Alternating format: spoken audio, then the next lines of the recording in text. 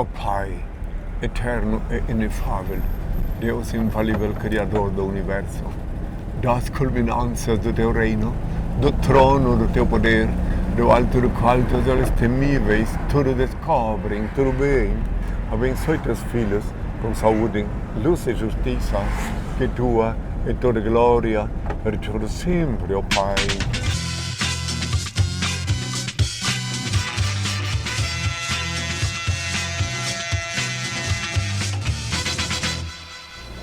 Há quanto tempo o senhor não anda numa Brasília?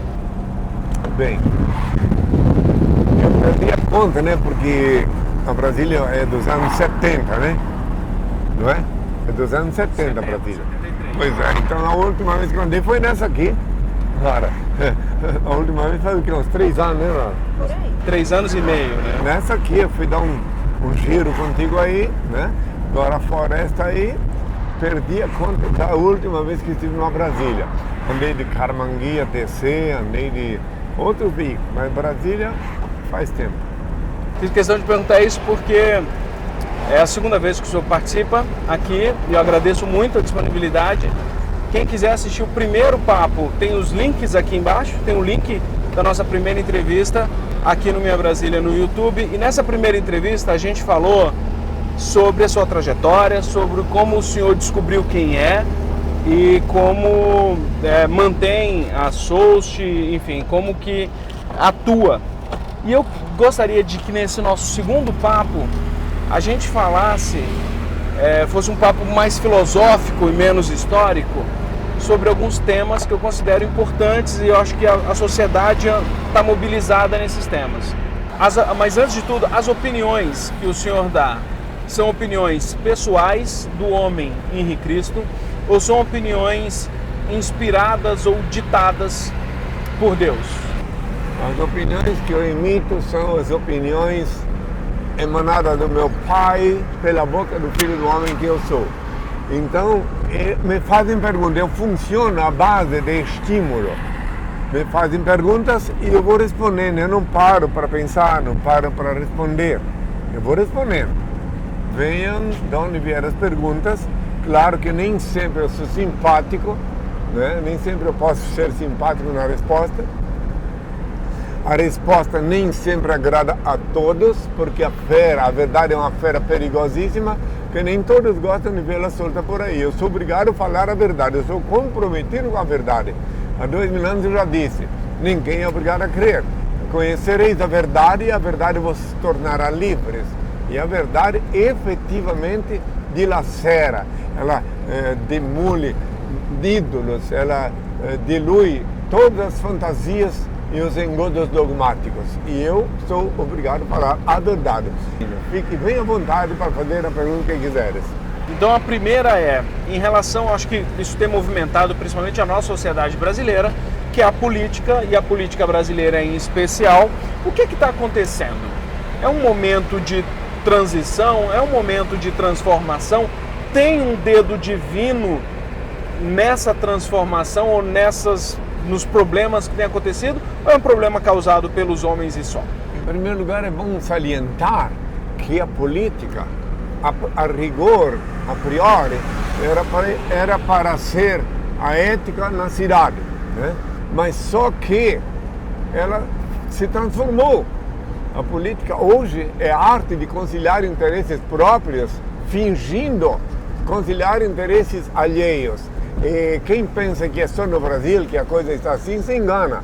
Deus, meu Pai, me concedeu a consciência universal e eu vejo as coisas como elas estão no mundo.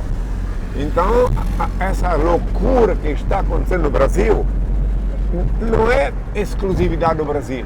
O mundo inteiro, só que alguns países ainda conseguem mascarar, maquiar suas misérias, seus atos corruptivos, enfim, suas mazelas. E o Brasil agora está passando por uma metamorfose.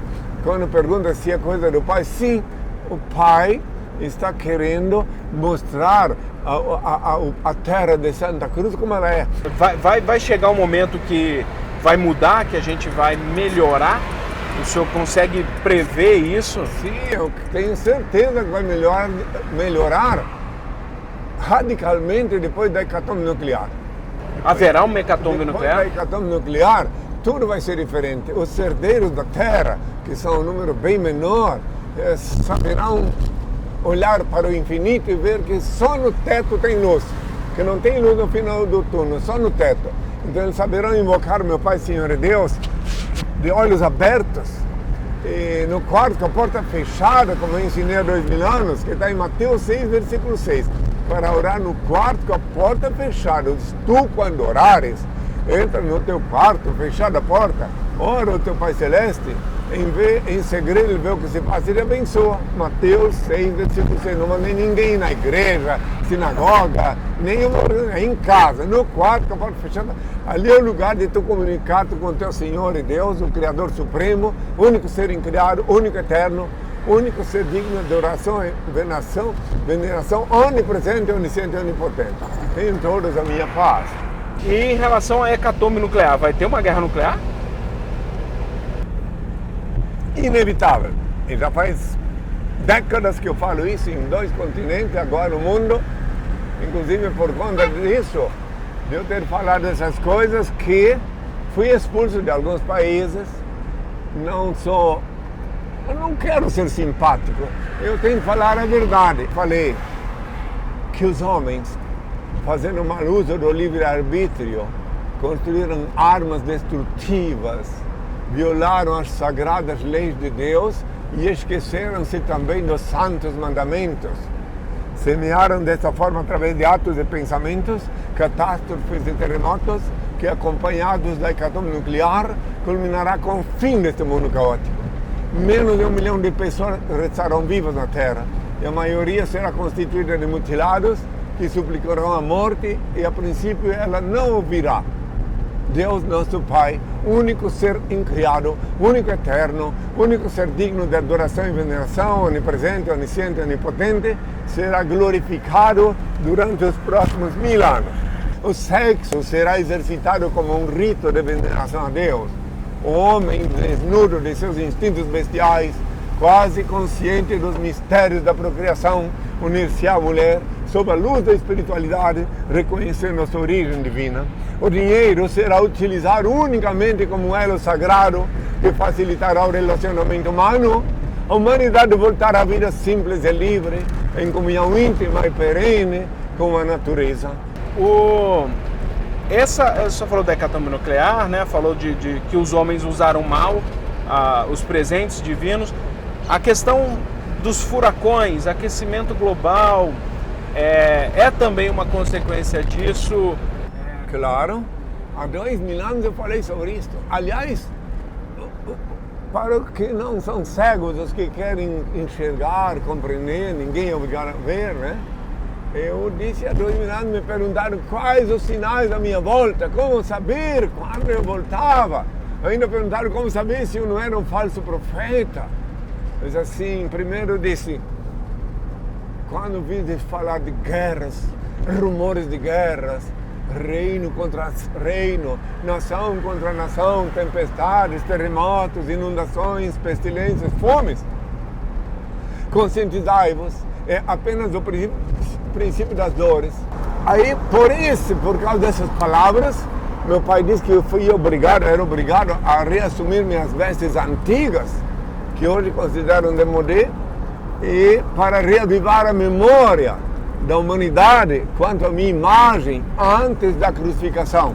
Eu vim aqui para desmascarar os ídolos e dar consciência à humanidade que a estátua, por ser cega, não pode ver a miséria e a desgraça do povo, por ser surda, não pode ouvir o clamor do povo, e por ser muda, não pode interceder junto ao meu Pai, Senhor e Deus, a favor de quem quer que seja, tampouco proferir palavras de bênçãos. Enquanto que eu peço ao Pai, sempre de novo, ó Pai Santo, eterno e inefável, Deus infalível, Criador do Universo, das culminâncias do Teu reino, do trono do Teu poder, do alto do qual Teus olhos temíveis tudo descobrem, tudo bem.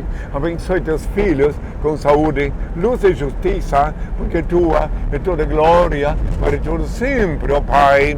Aí alguém pode dizer assim, mas como é que pode? Tu sempre pede isso de novo? Durante 7 anos, a rádio mais ouvida do Brasil publicava dando essas bênçãos e o Brasil está assim. Porque a maioria fica rindo, debochando, e a maioria fica invocando meu nome antigo, obsoleto Jesus, afrontando meu pai. Meu pai disse que só os ignorantes, obstinados em afrontar meu pai, é que continuam invocando meu nome antigo, obsoleto Jesus, desconhecendo, insistindo obstinadamente em não reconhecer que ele disse que eu viria com um nome novo. Que está em Apocalipse 3, versículo 12, que eu viria com um nome novo, e o meu nome novo não podia ser outro senão que eu paguei com meu sangue na cruz. INRI, o nome que Pilatos escreveu acima de minha cabeça quando me agonizava na cruz, quando cuspiam no meu rosto, quando me ultrajavam, quando se cumpriam as Escrituras. O senhor citou sobre mais uma pergunta da audiência, né? Perguntaram, primeiro, se o senhor é virgem, e eu aproveito, e porque já é uma pergunta que eu ia fazer, qual a sua posição em relação ao sexo? Porque o senhor falou de homens e mulheres, falou do amor e tal, como é que é? Em primeiro lugar, para eu que perguntaram se eu sou virgem, explico a eles que do ponto de vista astrológico eu sou de Áries, né? Então, logo, ironizando, já que fiz essa pergunta, mas do ponto de vista biológico, biofísico, igual que há 2000 anos, que está escrito em Isaías 7, versículo 14, que com o nome de Emanuel eu tinha que conhecer os pecados do mundo, as misérias do mundo, comer leite coalhado em mel, manteiga em mel, até aprender a separar o mal do bem. Então, até 1979, eu vivi como vós, homens do mundo. Conheci todas as misérias, ao contrário, eu seria ingênuo. Então, eu sou puro porque meu pai me purificou no jejum, mas não sou ingênuo. Há 2000 anos, quando eu fui levado ao jejum, que o demônio veio me oferecer o império do mundo, eu tinha acabado de sair da lama, fui me purificar.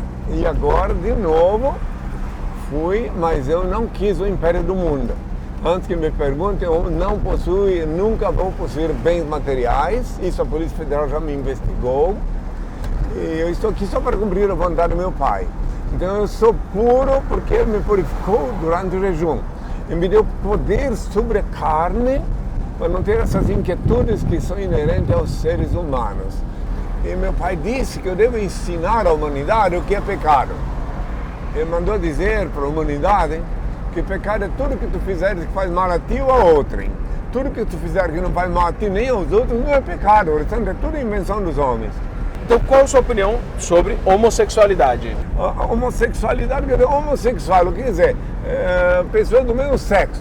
Né? Isso é uma questão de opção, como eu acabei de falar, porque eu sou região de almas. Então, se um homem transcende, depois que ele fez amizade com outro, e achar que a amizade tem que ser conclusiva no plano biofísico, isso é um problema dele. Ele com ele e com o Criador. E se ele encontrar alguém que pensa como ele, faz parte do jogo da vida. Eu não posso julgar, não posso interferir. Eu falo hoje modernamente em sair do armário, etc. Eu digo, cada um que fique no armário o tempo que puder, e se sair, veja como sai. Dá uma olhadinha do lado de fora primeiro, se não tem nenhum inimigo à espreita, porque está feio esse mundo caótico. Na mesma pauta da relação, principalmente da pauta do casamento gay e tal, dentro da política fala-se muito do aborto, da discriminação do aborto. Como é que o senhor vê isso? Aborto? Veja bem, eu sou a favor da vida com dignidade. Eu sou a favor, note bem uma coisa, eu não sou a favor do aborto, e sim da vida com dignidade. E considero um grave crime, um grave pecado cometido pelas autoridades legisladoras, pelas autoridades governamentais, obrigar uma criança de 10, 11 anos a ficar mantendo uma gestação que não foi esperada. Passado dos 3 meses, em vez das autoridades tomar as providências devidas antes de passar dos 3 meses, com apenas um conjunto de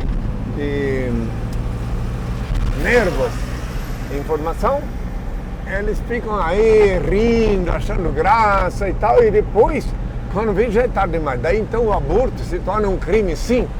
Porque daí depois que o feto consegue sobreviver fora do ventre da gestante, aí ele já tem o status de criança.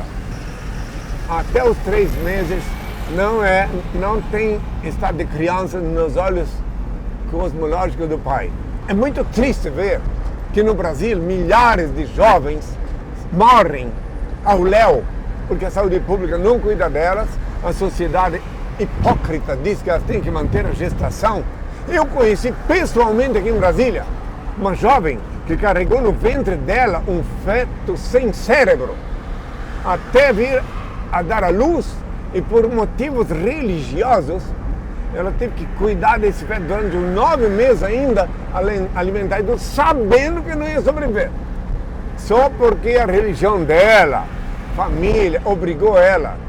E daí ela disse para mim, minha filha, por que tu não ouvisse o médico? Que o médico consciencioso lá de Goiânia disse para ela que ela tinha direito por lei de interromper a gestação, normalmente nos primeiros meses. Daí ela disse que a família não permitiu por motivos religiosos. Enfim, essa garota vai o resto da vida dela lembrar que ela carregou um feto sem cérebro no ventre. Ah, e outra coisa, depois o marido abandonou ela, é claro. Aí quando ele veio correndo o risco de ter mais um feto sem cérebro, então arranjar uma mulher que não... Entende? Essas são coisas assim bem horríveis que a sociedade impõe, a sociedade corrupta e moribunda, que ela impõe por causa dos legisladores que legislam só em causa própria, que criam leis só para obedecer os donos de cabrito religioso. Eu vou citar alguns nomes de algumas pessoas que são seguidas, veneradas por comunidades, por sociedades, e eu gostaria que o senhor dissesse a sua opinião sobre essas pessoas. Se alguma delas o senhor não conheceu, enfim, não tiver uma opinião, tudo bem. Papa Francisco. Bom, Papa já de cara, quer dizer batata, né? Em espanhol, né? Papa quer dizer batata. Ele é um artista simpático, muito simpático. Quando ele, antes de ser eleito, quando o anterior abdicou, que não aguentou o tranco, como se diz na linguagem terrenal, eu falei que antes dele partir, ele podia muito bem, antes de abdicar, pelo menos dar um último gesto de grandeza e dizer que estava abdicando porque não tinha mais sentido ele ficar lá distribuindo aquelas abobrinhas por cérebro das pessoas, quando o Filho de Deus está de carne na terra. Daí, quando ele chegou lá, eu percebi que ele é um artista simpático, um argentino simpático, né? Nosso vizinho aqui, veio daqui, foi para lá, né? Eu estava lá em Buenos Aires quando ele estava lá como líder lá, né? Em 78, né? E mancomunado com os militares, né? Bispo Edir Macedo.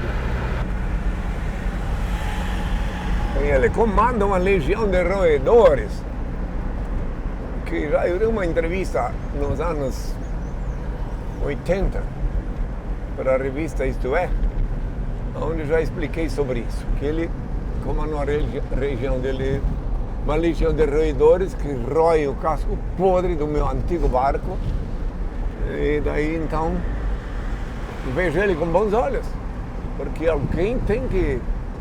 Ele inclusive como se o que eu falei há 2000 anos, sem contradição, eu falei há 2000 anos, que antes de mim viriam os lobos travestidos de ovelha, eles viriam em meu nome antigo obsoleto Jesus, fariam prodígios, enganariam muito até os eleitos, se possível fosse. Mateus 24, versículos 5 e 24, está lá escrito. Ex-presidente Lula.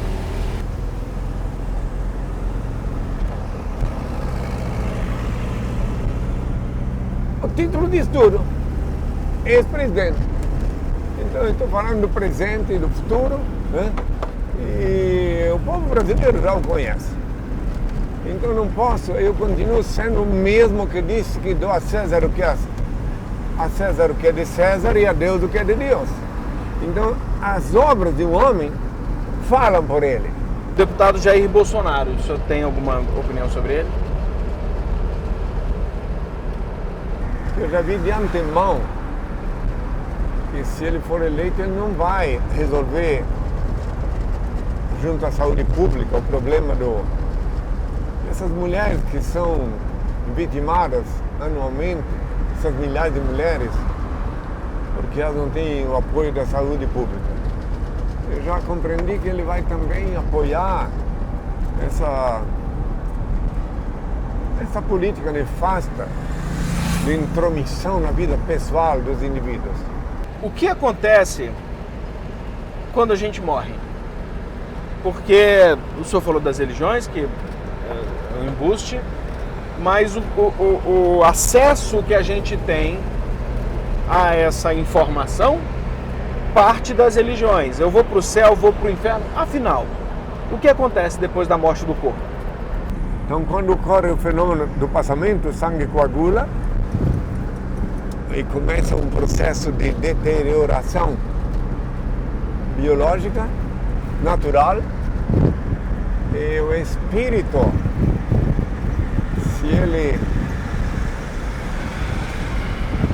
não tiver muito pesado por causa dos pecados cometidos na terra, ele pode voltar para a origem, que é o infinito. Mas se ele tiver muito pecado, ele fica aqui com status de alma penada e purgando e dividindo a purgação dele com outros. Geralmente eles frequentam esses espíritos, essas almas penadas, bares, centro espírita, religião, igrejas, onde eles encontram a cavalgadura para montar, para partilhar a desgraça, a dor, a agonia, o sofrimento. Agora, aqueles que pecaram menos conseguem subir, ir para o Pai e depois reencarnar. Então, a reencarnação é uma coisa eterna, sempre existiu desde o início da criação. Quando me chamaram Jesus, eu falei da reencarnação, para aqueles que acham que não. Só que eu não pude falar diretamente, mas eu falei que eu era mais antigo que o Abraão, daí que eles eram pegados em pedra. Falei que era o primogênito, ou seja, o primeiro que veio sem rabo, ereto. Falei que João Batista era o profeta Elias, que decapitaram. Como ele podia ser o profeta Elias se não fosse reencarnado? O fim do mundo está próximo? Então, esse ano já teve uns 4. Há uns anos atrás me perguntaram, 2012 parece que, né? A gente está virando PhD em sobreviver do fim do mundo. Então daí eu peguei e disse na época, até vi que as televisões, tudo, vieram a mim, o fim do mundo vai ser sim, no dia 12, conforme está previsto. Todos aqueles que morreram nesse dia, o mundo acabou para eles. Foi o que eu falei, e é verdade. Mas a realidade quanto ao dia e a hora, eu já respondi há 2000 anos, que nem o Filho do Homem sabe, nem os anjos do céu, sou o Pai. Eu nem quero saber. Henri, muito obrigado por topar dar outra volta aqui no Minha Brasília. Eu já lhe disse isso pessoalmente e vou dizer no programa que eu respeito muito o senhor e que me incomoda pessoalmente as chacotas e que eu sempre digo que é necessário ouvir. Faz parte, a chacota faz parte. A chacota faz parte porque senão não se cumpriu o que disse há 2000 anos, que eu disse que antes do meu dia, do dia do Senhor, o Filho do Homem seria rejeitado a priori por sua geração. Em Lucas 17, versículo 25 a 35, então está lá escrito ainda assim, ó, que assim como foi nos tempos de Noé, comiam, bebiam, casavam, davam-se núpcias, até o dia em que Noé entrou na arca e veio o dilúvio e consumiu a todos. Assim será o dia que o Filho do Homem se manifestar, eu disse. Então está escrito bem claro lá, Lucas 17, versículo 25 a 35, que eu teria que ser primeiro rejeitado. Então, inclusive, eu quero dizer para ti que é normal isso, nesses longos anos que caminho sobre a Terra. É normal, porque há 2000 anos também eu não consegui agradar a maioria. E para aqueles que dizem para mim, onde é que está aquela multidão que te seguia 2000 anos? A esses eu respondo, estão onde estavam na hora da crucificação. Se era uma multidão de seguidores, onde eles estavam naquela hora? O que estavam fazendo? Crucifique, crucifique, crucifique. Então eram, na hora da justiça, a multidão mudou de lado. E assim agora. Em Belém do Pará eu tinha 10 mil pessoas comigo, quando eu pratiquei o ato libertário. E eu pergunto onde estão agora. Cada um deles está nas suas casas. Tem alguns que vêm me ver aqui, mas outros acocharam o cabresto e continuam rastejando atrás de uma corda, que naquela corda está amarrada uma estátua que dizem ser a mãe de Deus. Só isso. E cada um faz o que acha melhor de sua vida, não? Realmente, muito obrigado. Eu realmente tenho muito respeito e por isso que eu quis fazer esse programa hoje sobre assuntos que vão muito além, óbvio, da chacota, que nunca foi a nossa opinião. Na nossa primeira conversa também não fizemos isso, mas a gente contou a sua história, então hoje eu quis saber a sua filosofia, a sua opinião. Ó Pai, eterno e inefável, Deus infalível, Criador do Universo, das culminâncias do Teu reino, do trono do Teu poder, do alto do qual Teus olhos temíveis tudo descobrem, tudo veem. Abençoe Teus filhos com saúde, luz e justiça, porque Tua é toda glória, para todo sempre, ó Pai, e a paz seja com todos.